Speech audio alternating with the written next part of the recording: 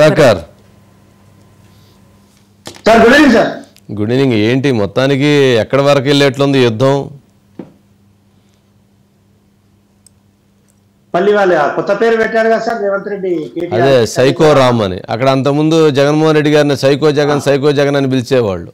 అలాగే ఇక్కడ ఈడ సైకో రామ్ అని ఇక్కడ రేవంత్ రెడ్డి గారు అలా పెట్టారు.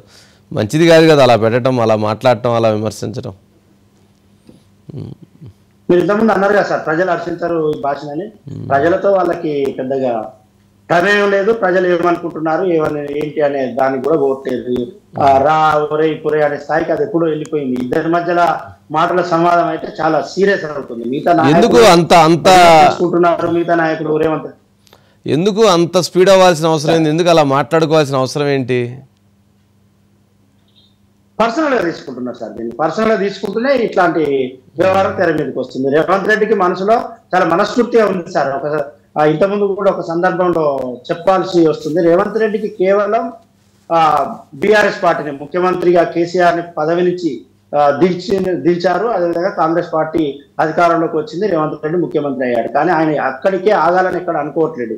ఆయన ఒక రకమైన కసి కనిపిస్తుంది. ఇంకా ఏదో చేయాలి, కేసీఆర్ కుటుంబాన్ని ఇంకా ఏదో చేయాలనే కసి ఆయనకు మనస్ఫూర్తిగా ఉంది. అది ఆయన మనసులో నుంచి అది బయటికి కనిపిస్తుంది సార్. ఎందుకంటే వరంగల్ వేదికగా మాట్లాడినప్పుడు చాలా క్లియర్ గా గమనించినాం.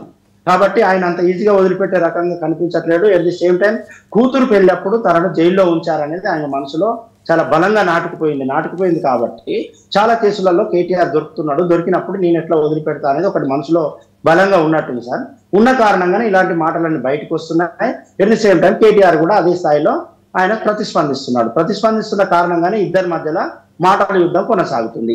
చాలా కేసులలో కేటీఆర్ దొరుకుతున్నాడు కాబట్టి ఏదో కేసులో ఇమీడియట్ గా జైలు పంపుదామంటే ఈ కాంగ్రెస్ పార్టీకి అధిష్టానం అనేది ఒకటి ఢిల్లీలో ఉంది కాబట్టి అక్కడి నుంచి గ్రీన్ సిగ్నల్ రావాలి. గ్రీన్ సిగ్నల్ అంత ఈజీగా వచ్చే పరిస్థితి కనిపించట్లేదు. కేటీఆర్ ఢిల్లీకి వెళ్ళి కేవలం బీజేపీ నాయకులనే కలిశారంటే, లేదు కాంగ్రెస్ పార్టీ అధిష్టానంలోని ముఖ్యులను కూడా కలిశారనే ఒక వార్తలు కూడా బయటకు వస్తున్నాయి. గవర్నర్ దగ్గర ఫైల్ పెండింగ్ లో ఉంది కేటీఆర్ అరెస్ట్ కి సంబంధించి. ఈ వ్యవహారం అంతా జరగాలంటే ఇమీడియట్ గా ముఖ్యమంత్రి తన పరిధిలో ఒక స్టెప్ తీసుకొని అరెస్ట్ సంబంధించిన వ్యవహారాన్ని స్పీడప్ చేద్దామంటే జరగట్లేదు.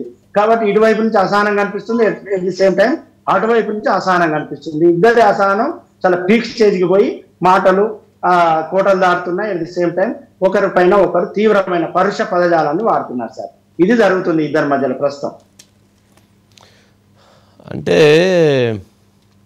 లోపల వేయాలి అని అనుకుంటే చాలా కేసులు ఇప్పుడు పెండింగ్ ఉన్నాయి కదా. మరి ఏ కేసులో కూడా ముందుకు వెళ్ళలేని పరిస్థితి, ఏ కేసులో కూడా అరెస్ట్ చేయలేని పరిస్థితి, లేదా ఏ కేసులో కూడా అరెస్ట్ చేయడానికి అధిష్టానం ఒప్పుకోవట్లేదా?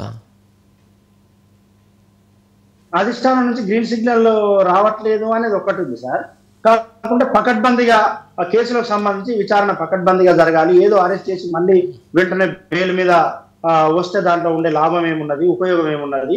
పకడ్బందీగా కేసు అనేది దర్యాప్తు కొనసాగాలి. ఆ దర్యాప్తు అనేది చాలా పకడ్బందీగా ఉండి అరెస్ట్ చేసినట్లయితే దానికి కొంత లాభం చేకూరుతుంది. ఒకవేళ అరెస్ట్ చేసి కేటీఆర్ జైల్లో వేస్తే ఒక కేసు పైన మరో కేసు చాలా రోజులు జైల్లో ఉంచాలి లక్ష్యంగా రేవంత్ రెడ్డి టీం ముఖ్యంగా ఈ ప్రభుత్వం ముందుకు పోతుందనే ఒక ఆలోచన అయితే జరుగుతుంది సార్. ఇప్పటికే చాలా కేసుల్లో ఇన్వాల్వ్ అయి ఉన్నాడు. ఫోన్ ట్యాపింగ్ తో మొదలుకుంటే లగచర్ల ఘటన, అదేవిధంగా ధరణి ఇష్యూ, ఇటీవల వస్తున్న పొంగులేటి సంబంధించిన ఖమ్మం సంబంధించి ఒక రేవంత్ రెడ్డికి సంబంధించిన బంధువుకి ఈ కాంట్రాక్ట్ ఇచ్చినాడు అనేది అదొకటి. 4-5 కేసులలో కేటీఆర్ ఇన్వాల్వ్ అయి ఉన్నారు. కాబట్టి ఒక దానిపైన బెయిల్ వచ్చే అవకాశం ఉంటే మరో కేసును మూవ్ చేయడం, ఒక దానిపైన బెయిల్ వచ్చినట్టే మరొకటి మూవ్ చేయడం, ఇట్లా సుదీర్ఘకాలంగా కేటీఆర్ లోపల ఉంచితే బాగుంటుంది అనేది రేవంత్ రెడ్డి టీం లక్ష్యంగా కనిపిస్తుంది.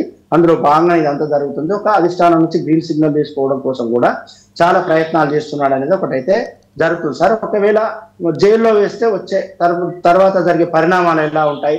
రాజకీయంగా కాంగ్రెస్ పార్టీకి ఇక్కడ కాంగ్రెస్ ప్రభుత్వానికి ఇబ్బందులు తలెత్తుతాయా?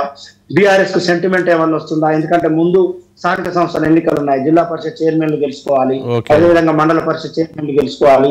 అలాంటిది ఏమన్నా ఇబ్బంది వస్తుందా? ఇది కూడా ఒకటి జరుగుతుంది సార్. ఇదే సమయంలో కవిత కూడా యాక్టివ్ అవుతున్నారు సార్. మరి కవిత ఉన్నట్టుండి ఎందుకు యాక్టివ్ అవుతున్నారు? ఆమె లిక్కర్ కేసులో జైలుకి వెళ్ళారు, వచ్చింది, తన తండ్రి కేసీఆర్ ని కలిసిన తర్వాత 3 నెలలు విశ్రాంతి తీసుకుంది. ఒక్కసారిగా ఆదాయ వ్యవహారం బయటకు రాగానే ఆమె బయటకు వచ్చింది. తర్వాత హాస్టల్ విద్యార్థులను పరామర్శించడం కాకుండా బీసీల ఇష్యూని తీసుకొస్తున్నారు. బీసీలకు సంబంధించి జ్యోతిరావు పూలే విగ్రహాన్ని అసెంబ్లీలో ఆవరణలో పెట్టాలి, బీసీల నినాదం ఆమె ఎత్తుకొని ముందుకు పోతుంది. కేటీఆర్ మరొక వైపు ప్రజా వ్యతిరేక విధానాలు ప్రభుత్వం అవలంబిస్తున్న దానిపైన ఆయన అగ్రెసివ్ గా ముందుకు పోతున్న క్రమంలో కేటీఆర్ అని అరెస్ట్ అంటే ఒక వార్తలు ముందుకు రాగానే కవిత తెర మీదకి వచ్చింది. ఎందుకు వచ్చింది? ఏమైనా కేటీఆర్ టీం హరీష్ రావు వైపు పోకుండా కేటీఆర్ జైలుకి వెళ్తే కేటీఆర్ టీం అంతా కవితతో ఉండడానిక ఏంటి అని ఒక చర్చ కూడా జరుగుతుంది సార్ రాజకీయ వర్గాల్లో.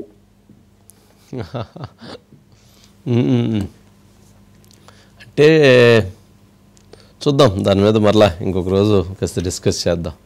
Okay Sudhakar, right, thank you.